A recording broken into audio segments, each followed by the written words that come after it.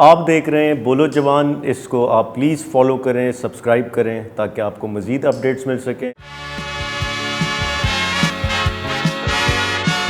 तो मियाँ साहब, खबर गर्म ये है कि लो जी आया गौरी फिर। तो गौरी आ रहा है सर। पाकिस्तान के जो नामवर डायरेक्टर हैं, एक्टर हैं, सरमद खुसट साहब, इरफान खुसट साहब के सामज़ादे हैं। इंडस्ट्री में बहुत बड़ा मकाम बनाया है, इंटरनेशनल एक्लेम की मूवीज़ बनाई हैं। इनकी जो मूवी थी मंटो पे, वो बहुत क्रिटिक्स ने भी पसंद की, मासेस में भी किया गया। एक सीरियस फिल्म मेकर के तौर पे जाने जाते हैं। इनकी एक मूवी जो थी, जो इंटरनेशनली प्रीमियर हो चुकी थी, अब रिलीज़ के लिए आ रही थी, जिसका नाम है ज़िंदगी तमाशा।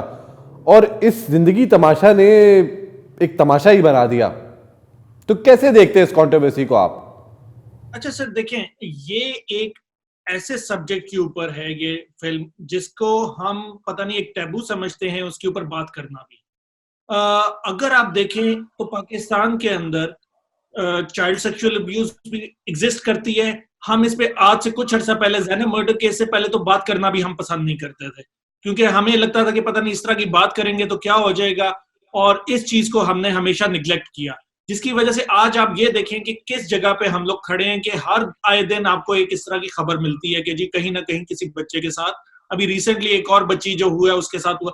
और इसी तरह अगर आप बात करें, बच्चाबाजी भी हमारे मुल्क में उसी तरीके से है। अगर आप देखेंगे ट्रक ड्राइवर्स जो होते हैं उनके साथ एक बच्चा सा बैठा होता है, वो इस वजह से ये सब मैं तो थोड़ा सा आपको कट करूंगा, सॉरी, बट जो आप बात करें वो काफी लोगों की परसेप्शन भी रही है, क्योंकि आप शायद एक मूवी के अंदर का एक जो डायलॉग है, जो ट्रेलर के अंदर था ना, उससे जोड़ रहे हैं।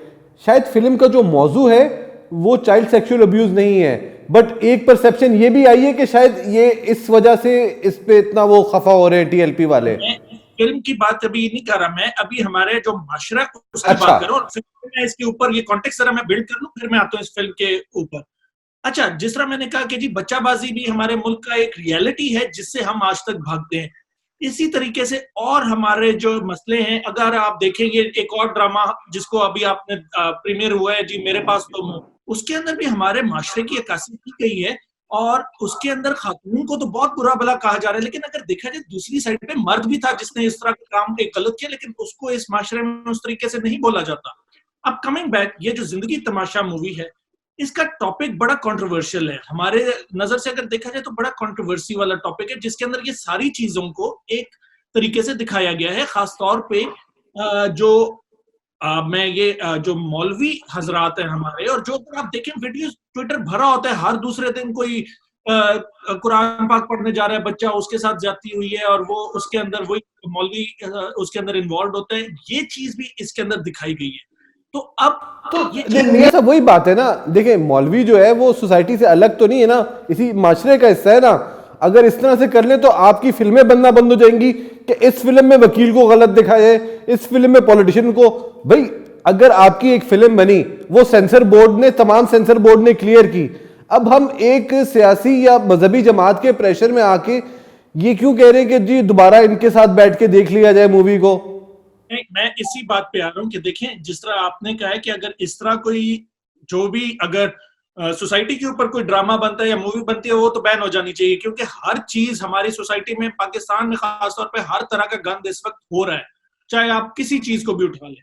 अब इस चीज को क्यों रोका जा रहा है? क्योंकि एक मसला ये है कि जब हमारा ये वाला तबका थोड़ा सा एग्रीवेट होता है तो बड़ा मसला करते हैं। अब आपको याद होगा कि जब YouTube को बैन किया गया था, और उससे पहले कोई 18 बंदा मर गया था मुल्क के अंदर, क्योंकि ये सारे हम जरा जज्बाती हो जाते हैं इस तरह की टॉपिक्स पे।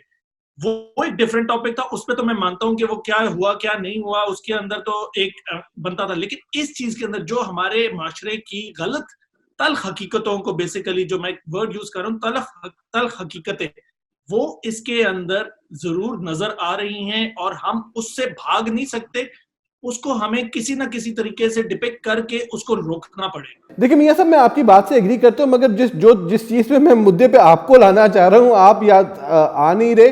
देखिए, आपको याद है खान साहब ने जब ये पहले भी टीएलपी वाले आए थे, उन्होंने कहा था रियासत से टकराना नहीं चाहिए। फिर रियासत ने अपनी पावर शो की, इनको भी चुका डाला। अभी एक मसला ये भी है कि इनके जो भाई हैं और उनके जो भतीजे हैं, उनको सजाएं भी हुई हैं। अब आप जो चाय की प्याली में तूफान ला रही है, वो शायद मूवी में मसला नहीं है, वो सिर्फ और सिर्फ मुल्क में अनरेस्ट क्रिएट करना चाहते हैं। और यहाँ पे हुकूमत बैकफुट पे गई है। जब सेंसर बोर्ड ने इस मूवी को क्लियर कर दिया था, कोई वजह नहीं थी कि आप दोबारा एक बोर्ड बनाएं और जिसमें टीएलपी के रिप्रेजेंटेटिव को बैठाएं। तो यहां पे हुकूमत फिर अपनी रिट को खुद कमजोर कर रही है बैकफुट पे जाते हुए। ये एक फिल्म मेकर का इख्तियार है कि वो अगर उसकी फिल्म सेंसर बोर्ड से क्लियर है, then nobody no action. इस तरह तो सोसाइटी में हर बंदा खड़ा हो जाएगा, मुझे इस चीज पे एतराज है। भाई आपका एतराज रिप्रेजेंट करने के लिए पूरी एक बॉडी मौजूद है। नाज़रीन, आप ये बताइएगा कि आप जो ये अब नई डेवलपमेंट है इसको कैसे देखते हैं, और जो सरमद साहब की फिल्म है जिंदगी तमाशा, क्या इसको रिलीज होना चाहिए, या फिर जो तजवीज़ आई है कि जी टीएलपी के रिप्रेजेंटेटिव के साथ बैठ के इस मूवी को देखा जाए और फिर ये डिसाइड किया जाए कि इस मूवी को रिलीज किया जाए या ना किया जाए। आप देख रहे हैं बोलो जवान, इसको आप प्लीज़ फॉलो करें, सब्सक्राइब करें ताकि आपको मज़ीद अपडेट्स मिल सकें।